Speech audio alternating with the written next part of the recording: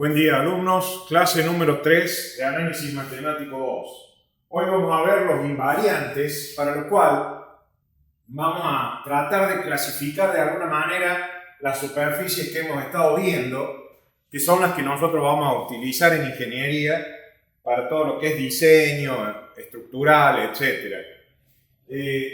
Tenemos las superficies de segundo grado no degeneradas y cuádricas degeneradas. Dentro de las no degeneradas, con centro de simetría o sin centro de simetría. Dentro de las con centro de simetría, el elipsoide y el hiperboloide de una hoja y de dos hojas. Y dentro de las sin centro de simetría, el paraboloide elíptico y el hiperbólico. Luego, en las cuádricas degeneradas ya tenemos los conos, los planos dobles y los cilindros. Recordemos la ecuación general de las cuádricas, ahora usando estos coeficientes A11, A22, A33, etc. Y vamos a plantear cuáles son los invariantes. Dentro de los invariantes vamos a tener el determinante de esta matriz 4×4, que lo llamaremos delta mayúscula, el determinante de esta matriz 3×3, que lo llamaremos delta minúscula, la traza de esta matriz 3×3, que la llamaremos S, esta expresión A11 por A22 más A11 por 3×3 más A22 por 3×3, A12 al cuadrado más A13 al cuadrado más A23 al cuadrado, lo llamaremos T. Y por último, E, que es el menor principal de mayor rango distinto de 0, que es un determinante de alguna submatriz principal de n por n, aquella que se obtiene de eliminar la fila y la columna del elemento a sub i j con i igual a j.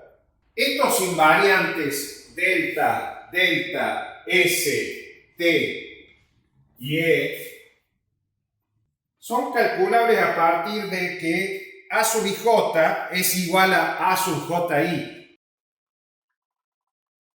A sub i j es igual a sub ji. Junto con el rango h de la matriz 4×4, la idea es reconocer cuál es la cuádrica que corresponde a una ecuación dada.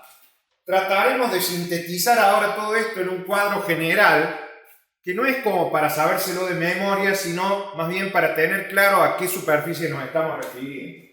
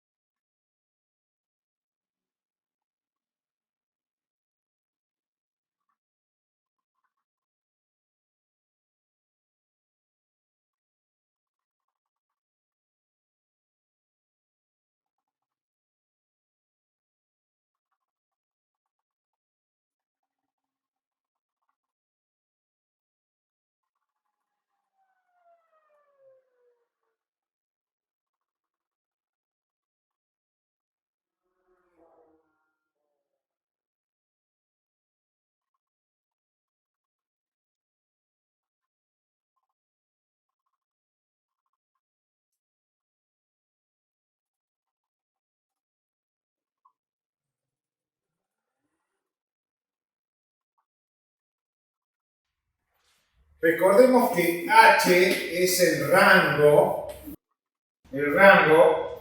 de la matriz 4×4.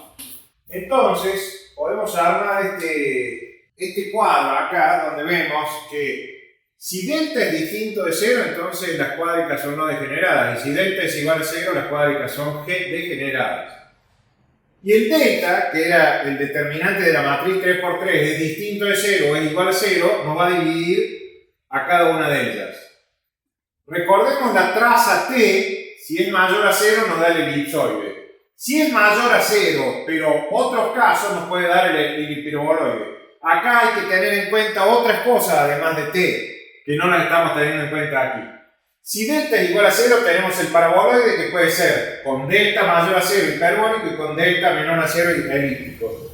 Luego tenemos en las cuádricas degeneradas el cono con delta distinto de 0 y con delta igual a 0, dependiendo del rango de la matriz 4x4 H, el plano doble, un par de planos distintos, o H igual a 3, el cilindro. Esta es una forma de clasificar a las superficies, que la van a encontrar ustedes en algunos libros, por ejemplo el libro del ingeniero Morelli, que dio cálculo 2 en Río Cuarto durante muchos años, y ahora ya está retirado. Vamos a pasar a otras cuestiones, vamos a pasar a las representaciones de estas superficies, las representaciones gráficas. Por un lado vamos a ver la gráfica propiamente dicha, donde se incluye dominio e imagen de la función. Y por otro lado, como muchas veces va a ocurrir que no se va a poder expresar la gráfica y verla, se va a ver solo la imagen de la función. Comencemos por las más fáciles, las que ya conocemos, que son las curvas en R2, o sea, la representación explícita de una curva en R2. Es decir, son el conjunto de puntos de coordenadas x, coordenadas x, f de x, coordenadas x, f, donde f es la función en cuestión.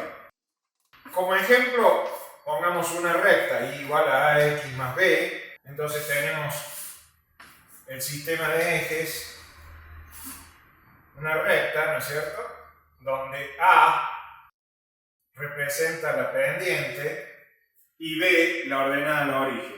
Otro ejemplo es una parábola, ax cuadrado más bx más c, como ya conocen ustedes. Pero en cambio, en otras coordenadas, por ejemplo en coordenadas cartesianas, la circunferencia de centro O y radio R no es la gráfica de ninguna función explícita. Si nosotros tomamos una circunferencia, x cuadrado más y cuadrado igual a r al cuadrado, no está dada en forma explícita, como estamos diciendo. Entonces, por definición de función, ya sabemos que no se puede graficar.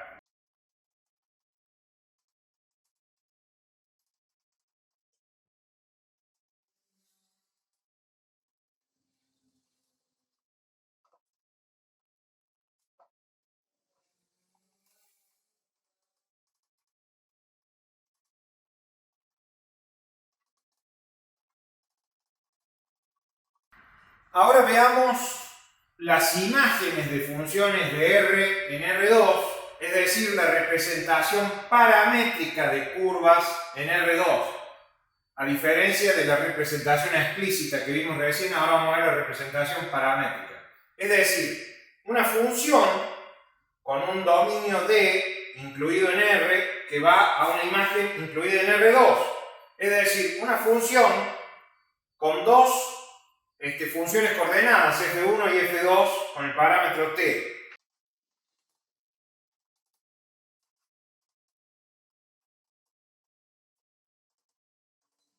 Es decir, dado un punto t sub 0 en un eje t, tenemos la función que va a R2, donde tenemos el punto p sub 0 que es de coordenadas x sub 0 y y 0.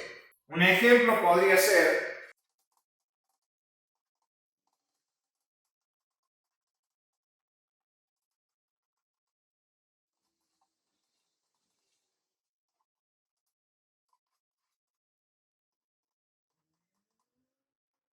acá teníamos t sub 0 como punto del dominio, ahora tenemos un eje θ y tenemos θ sub 0 como punto del dominio, y la función estará en este ejemplo dada en función de θ, r coseno de θ, r seno de θ, que nos lleva a una circunferencia donde θ sub 0 es el ángulo de fase inicial,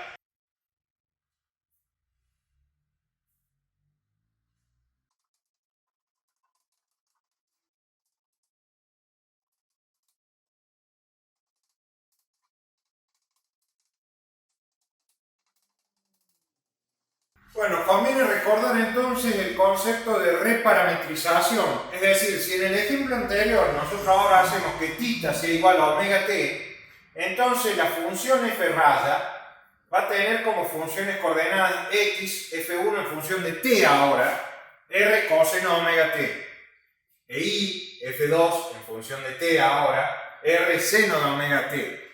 Es decir que existen infinitos cambios posibles y se podría haber cambiado, por ejemplo, se podría haber cambiado por θ igual a gamma t cuadrado sobre 2 con gamma constante, y siempre es la misma circunferencia de la que estamos hablando, pero el punto P recorrería con distinta ley de movimiento. Entonces acá vemos el concepto de composición de funciones que, bueno, ustedes ya lo conocen.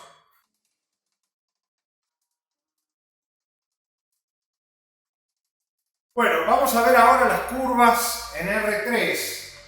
Y como ya dijimos, no es lo mismo gráfica que imagen de la función. La gráfica no es lo mismo que la imagen, que quede bien claro eso. Entonces, vamos a ver la gráfica de funciones de R en R2. En el ejemplo anterior, la gráfica del conjunto de puntos de coordenadas, T, X e Y, donde ahora T le corresponde un eje integrado a los ejes X e Y. Es decir, si nosotros ponemos aquí X e Y planteamos un eje Z, entonces vamos a tener una hélice de esta forma. Distinto es hablar de imágenes de funciones de R, por ejemplo en R3. Es decir, esta ya es la representación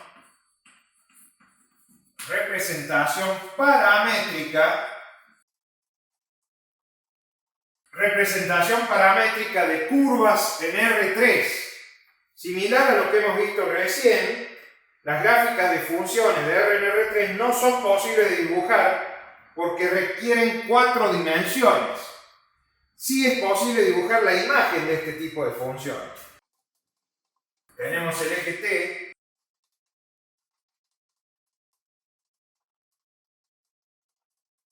Ahora tenemos la función f, cuyo dominio en el punto de t sub 0 que está dentro del dominio, tenemos la imagen, un punto p sub 0 de coordenadas x0 y 0 z0. Las gráficas de funciones de R en R3 no son posibles de dibujar porque requieren 4 dimensiones, ya lo dijimos.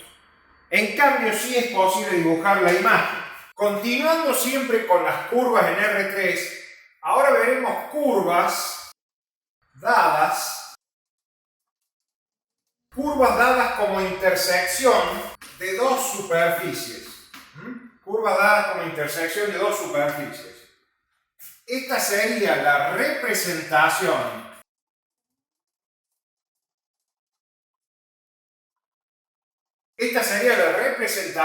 implícita de curvas en R3.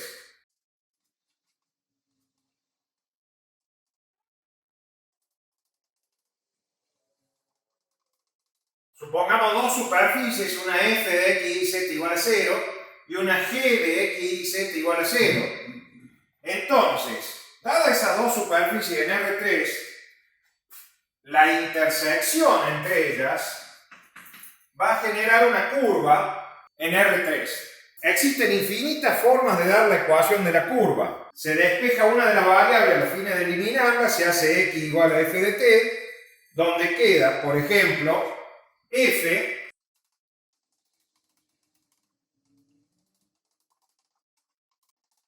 entonces, si x es igual a f de t, entonces reemplazamos x y ponemos f de t y z, g de f de t y z igual a 0. Y entonces, en este caso, suponiendo que y sea g de t y z h de t, se arma un vector r de t igual a f de t, g de t, h de t, cuyo extremo recorre los puntos de la curva a medida que varía el parámetro,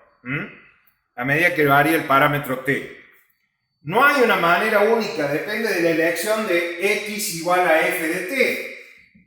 Por ejemplo, podríamos dar un ejemplo de una esfera. Supongamos la siguiente esfera.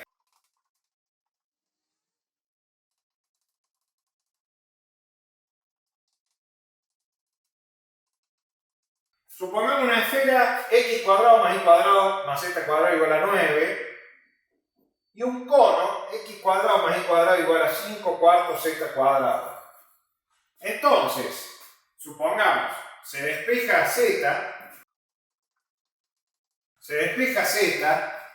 y se obtiene de ambas, y se obtiene que x cuadrado más y cuadrado es igual a 5. Si tenemos la esfera,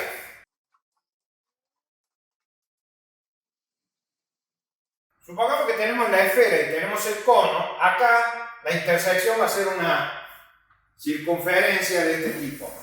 Entonces, con x igual a raíz de 5, coseno de t, reemplazamos en la esfera y en el cono, se elimina z, entonces y nos va a dar raíz de 5 seno de t, lo mismo que hemos estado planteando antes. De manera tal que la ecuación vectorial de esa curva nos va a quedar. De manera tal que, digamos, la ecuación vectorial de esa curva nos va a quedar raíz de 5 coseno de t, raíz de 5 seno de t, 2. ¿Por qué? Porque esto coincide justo acá a la altura de z igual a 2. Hagan las cuentas ustedes y van a ver que es así.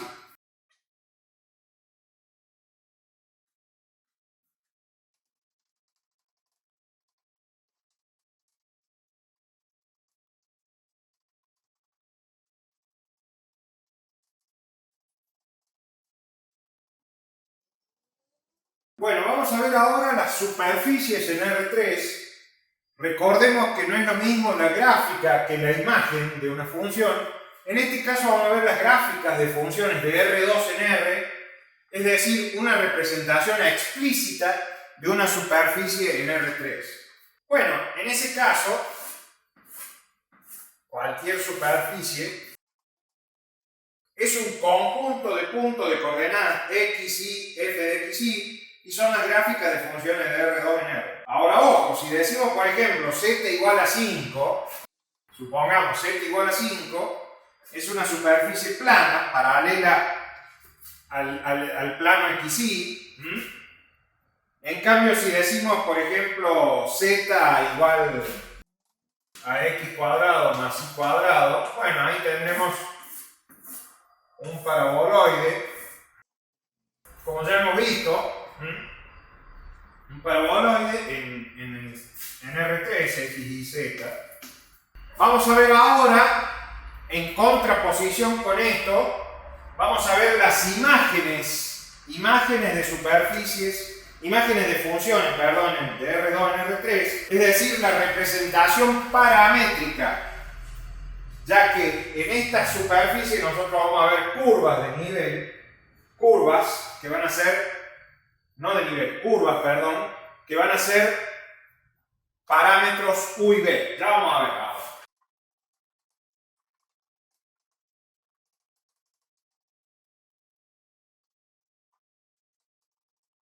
Entonces ahora vamos a ver imágenes de funciones de R2 en R3, es decir, a diferencia de acá que era una representación explícita, ahora vamos a ver representación paramétrica de superficie en R3. La superficie, digamos en general las superficies pueden ser imágenes en R3 de funciones de dos variables independientes.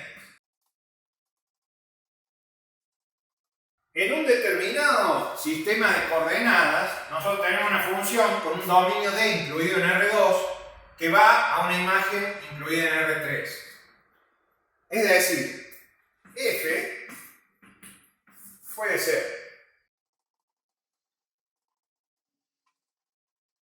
x, o sea, la función f va a ser una función coordenada x, f1 de v, y f2 de v o z, f3 de v. Entonces, dado el plano U y B, un punto U sub 0, B sub 0 va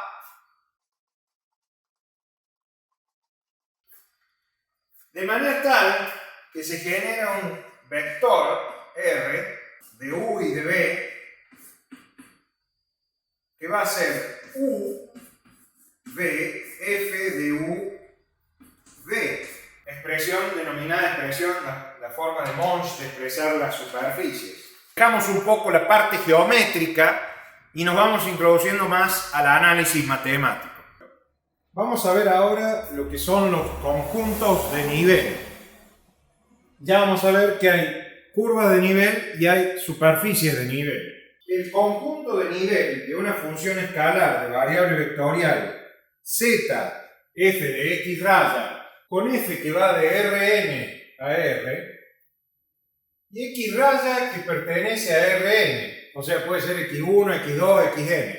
Entonces, el conjunto de puntos x raya perteneciente a Rn, tal que su imagen es un punto fijo z sub 0 perteneciente a los reales, de tal manera que z es f de x raya. Vamos a tener entonces dos. Primero, las curvas de nivel. Las curvas de nivel, que son una representación implícita de curvas en R2. Es una representación implícita de curvas en R2. Las podemos ver de la siguiente manera. Dada una superficie en el espacio, z igual a f de xy, como normalmente, si la seccionamos con un plano, ese plano es paralelo al eje xy, xy, y entonces corta el eje z en el punto z sub 0. Dado el campo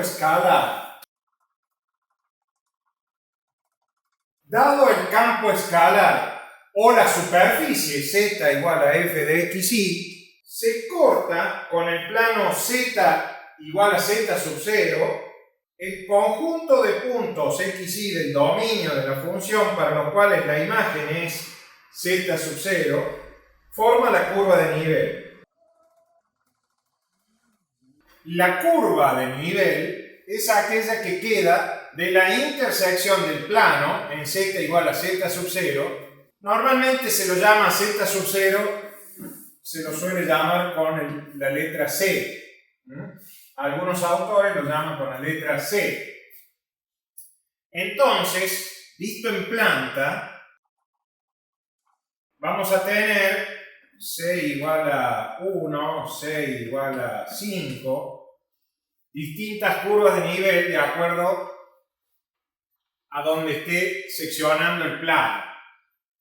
Eso se puede ver comúnmente en los mapas, ¿no es cierto? O cuando uno escala una montaña que va recorriendo senderos de igual cota hasta ir ascendiendo hacia la cima de la montaña. En un mapa, hasta ascender a la cima de la montaña, las distintas curvas de nivel. Vamos a ver ahora las superficies de nivel.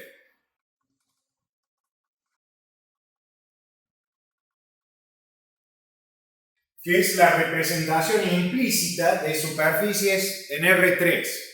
Entonces, si f es una función de tres variables, supongamos w igual a f de x y z. La función no tiene una representación gráfica, pero sí las superficies de nivel se pueden ver. Es decir, es el conjunto de puntos x, y, z para los cuales f de x, y, z, si f de x, y, z es igual a c. Supongamos una esfera. Supongamos una esfera. W cuadrado igual a x cuadrado más y cuadrado más z cuadrado. Las superficies de nivel van a ser esferas centradas en el origen.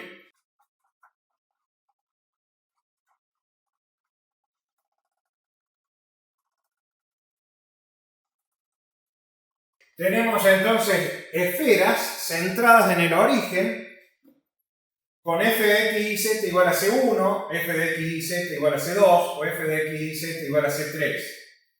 Es decir, como si fuera una especie de cebolla, ¿no es cierto?, con las distintas cáscaras que se van envolviendo unas con otras. Por último, vamos a ver el análisis del dominio de una función. Análisis del dominio de una función. ¿Qué tenemos que tener en cuenta? Número 1. Deben eliminarse del dominio los pares de puntos que anulen el denominador. Los pares de puntos. Los pares de puntos que anulen el denominador. Es decir, si yo tengo z igual a 1 sobre x cuadrado más y cuadrado, exige que xy sea distinto de 0, 0. Recordemos que esto es una extensión de lo que ustedes ya saben del análisis matemático 1. Número 2. Si intervienen raíces de índice par, el radicando no debe ser negativo. Y el ejemplo,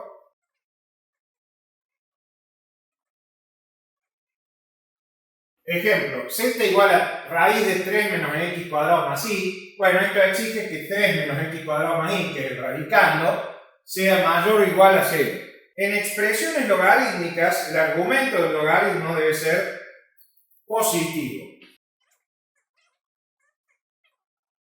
Ejemplo, supongamos z igual al logaritmo neperiano de x cuadrado más 2y menos 5. Esto exige que x cuadrado más 2y menos 5 sea mayor a 0. Y cuarto y último, en funciones trigonométricas se debe analizar que los argumentos, caigan dentro de rangos de valores adecuados. En funciones trigonométricas se debe analizar que los argumentos caigan dentro de rangos de valores adecuados.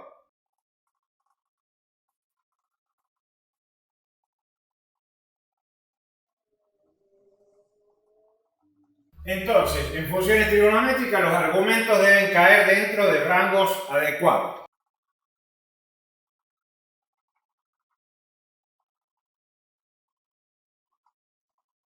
Es decir, en el ejemplo vemos entonces que z igual a arco seno de 2x más 3y exige que el módulo de 2x más 3y debe ser menor o igual a 1.